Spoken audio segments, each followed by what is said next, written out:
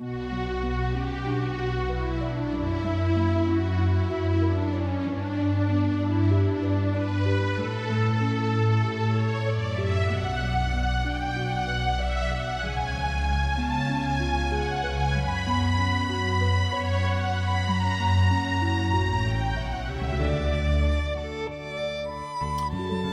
weerom. Dit is de tweede helft van de episode over het feestmiel. En we hebben in het eerste part al zien naar het Oude Testament, met het Paasfeest en de profetieën van Jesaja. En nu zullen we ons bedenken zetten op Jezus Christus, wat hij dienen had en wat hij daarover zijn had. Nou is het zo dat de discipel, apostel en evangelist Johannes vaak het dichtste bij ons Heer Jezus lippen had. En hij is het ek die in het schrijven van zijn evangelie het meest nijtocht had en het meest bezig geweest had met het waarderen van de informatie die hij hier en hoe er het verhaal in en waar zetten zou. En we kunnen zien dat er al in het tweede hoofdstuk van Johannes zijn evangelie, dat er het had over Jezus die het water verloren in de wijn bij de bruiloft in Cana. Hier nog maar krijgt de eerste discipelen bij en hier die er het eerste wonder, als, zoals Johannes het zei, het eerste teken, wat zien liet waar Jezus is en wat hij docht. En wat docht hij?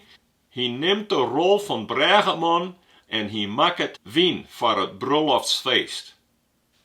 Laten we daarover lezen in het tweede hoofdstuk in Johannes in evangelie. 2 dagen later werd er een bruiloft te Cana in Galilea. Daar werd de mem van Jezus erkennen. Jezus en zijn leerlingen waren ook voor de bruiloft uitnodigen. En doet de wien oprekken, zei Jezus memtje hem, ze hebben geen wien meer. Toen zei Jezus tegen haar, let dat nou maar aan mij oor vrouw, het is mijn tijd nog net. Zijn mem zei tegen de leur die beginnen, doch alles maar wat er tegen hem zei. Nou stenen der 6 waterkrukken, voor het wasken zat de Joden dat wend binnen.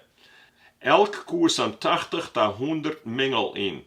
Je zei tegen harren, jit de krukken vol met water. Ze gaten ze aan boven ta vol. Doe zei het je harren, schep er nou wat uit en breng dat bij de feestleider. En dat dienen ze. Doet de feestleider het water preun hier, dat wien worden weer, hij wist net wat het God bijkwam, maar de feinden die het water opschept hienen, wisten het al. Roep de feestleider de bruigeman en zei tegen hem, elke een zet eerst de beste wien op, en als de meesten goed fleurig binnen, de minder goede. Maar jou hebben de beste wien om nota bewaren. Zat die Jezus zijn eerste teken te Cana in Galilea. Hij liet zijn glorie openlijk blikken en doe leeuwden zijn leerlingen in hem. Daarna ging er del naar Cafarnaum. Hij zelfs, zijn mem, zijn broeren en zijn leerlingen, maar daar bleven ze maar een dag manig. Het wie in Cana, waar Jezus een geweldig voorproefje joeg voor het feestmiel dat Jesaja het overhield. Jezus was nog maar krachtig bezig om zijn eigen discipelen binnenwaard te krijgen, om zijn eigen geestelijke familie op te zetten en hij wie met zijn mem en met zijn broeren. En daar maken er zo'n 150 mengel van de beste wijn. Hij sprutst het wit en het weer daar. Hij liet zien dat er God weer en dat er echt de schepper weer van de hele wereld. En zo dwaande liet er een glimp zien van zijn goddelijke glorie. En zijn discipelen zeggen het en ja leeuwden. En daardoor kon je beginnen om haar betrouwen in haar master te stellen. Maar wat zei Jezus tegen zijn mem? Doet Maria het naar hem toe kwam en zei, je hebt geen wien meer. De Wimkesbibel zei het zo. Vrouw, wat is daar tussen mij en jou? Het is mijn oren nog net. Wat betekent dat? Jezus had zijn eigen mem op een afstand. Ja, ik denk dat het hem hierom te dwaan is dat zei, ik moet het werk van mijn heid dwaan in de eerste plek, net het werk van mijn ierdske mem. We zeggen dat eerder, doet Jezus nog maar 12 jaar oud weer en in de tempel zit, wil zijn ouders en de hele kloft wanneer hoe staat tegen. En doet ze hem net vinden konden, kwamen ze weer om, en na 3 dagen vonden ze hem in de tempel. En Jezus zei, wisten jullie dan net dat ik wezen moest in het huis van mijn heid? Maar hij zei, mijn oren is er nog net. Het is mijn tijd nog net. En als Jezus dat zei, dan had het altijd over zijn lijden en zijn sterren aan het kruis. Wat is hier aan de hand?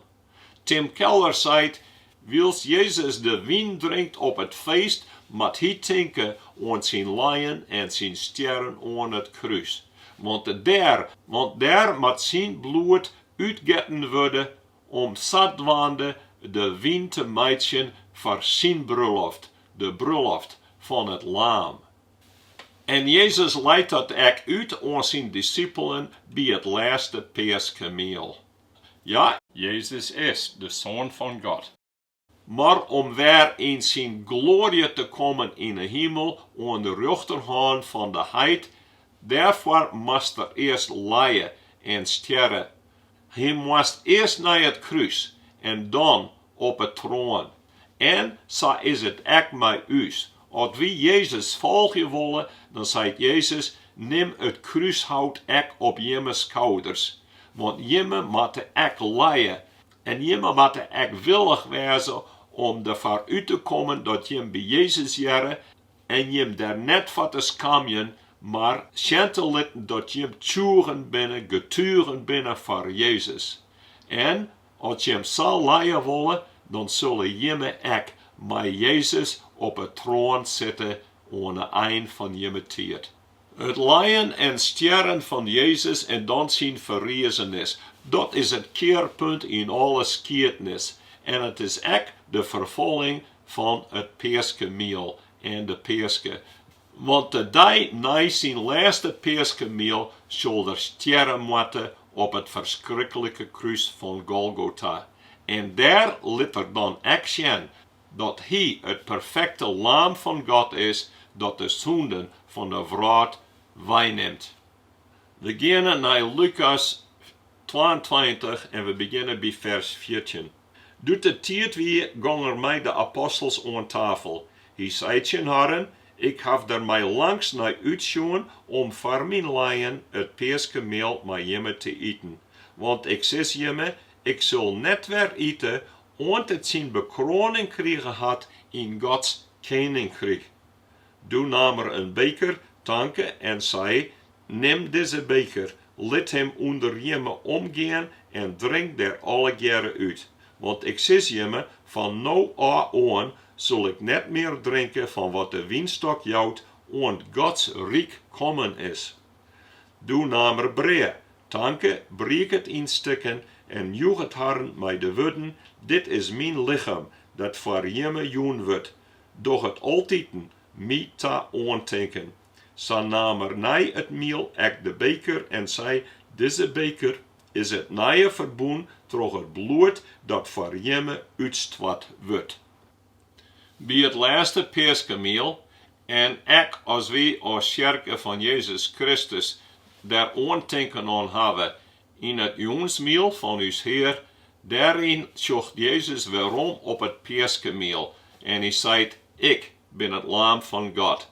Mijn bloed moet uitgegoten worden voor je verlossing. God hij zei zijn Farao, Israël is mijn zoon. En God jouw nieuw leven tot zijn zoon, door zijn eigen zoon aan het kruis deurtje te laten. En toen kon het volk van Israël op een weg zetten naar het beloofde land en een nieuw leven beginnen om zo het koninkrijk van God op te bouwen. Maar in tweede plek, bij het feestmiel, zocht Jezus ook vooruit naar aankomende dag. Want het is de komende dag dat hij sterren zal. aan het kruis. En daar zal zijn lichaam verbrutsen worden. Door de zwiepslagen van de soldaten. En dan ook met de twannenkroon op zijn holle. En ook met de spiekers. Door zijn jerms en door zijn voeten. Door zijn vlees en door zijn bonken. En daarin liet God zijn busterbaarlijke liefde zien en zijn genade, dat hij zijn leven zoon oorjaan woe voor de verlossing. En ik hoop je dat je dat exercien meest, ervaren meest, en daarom ik die hele leven in het dienst van die verlosser zetten wilst. En daarna zocht Jezus ook bij het lêste feestmiel naar de bruiloft van het lam. Want hij zei, ik zal net weer drinken van de wijnbeker aan die tijd komen is. En daar maaien wij ik naar uitgaan. Een feestmiel dat de Heere reemaakt voor us en reemaken had voor us dat klaar staat. En hij noeg het ook die uit om daarbij te wezen. Troch die hele dal aan Jezus oor te gaan en zijn tjener te wezen, nou en altijd. Ik wil lezen van Epenbiering 19. Doe jerde ik een lood als van een grote kloft meisken en als van maanske wettervloeden en als het bolderen van zwiere tonger en die rapen, Halleluja, want nou is de Heer, uw God, de Almachtige, koning worden. Let us blijd wezen en jubel je en hem de ere aan, want de bruiloft van het lam is komen en zijn vrouw had haar kleer maken. Ze mij haar in skin en blinkend fijn linnen klaaien, dat fijne linnen binnen de goede dieren van de heiligen. Doe zij het in mij, schreeuw op, gelukkig die noegen binnen op het bruiloftsmiel van het lam, en hij zei in mij, dit binnen de eigenste woorden van God. Hast du die uitnodiging jet en hast hem ook aangenomen? Bist ik verloren, dat je hast wat God voor die dien had, dat zijn zoon hem voor die vernederen had om als meisje bespot en vermoord te worden? Bist du ik klaar om bij hem aan het bruiloftsmiel in te gaan? Is die leven ek zo verloren, dat du ek in alles voor hem liefje was en hem volgje was? Want we kunnen net ingaan zonder de goede dieren van de rechtvaardigen. Maar we kennen dat net in uzelfs, maar door Heilige Geest die dan in ons wennet, kunnen we beginnen om meer en meer Jezus te volgen en Jezus te kennen. Ik hoop je en bid dat tu ook daar bij wezen zult en dat we daar een wandersjen kennen en begroetje kennen.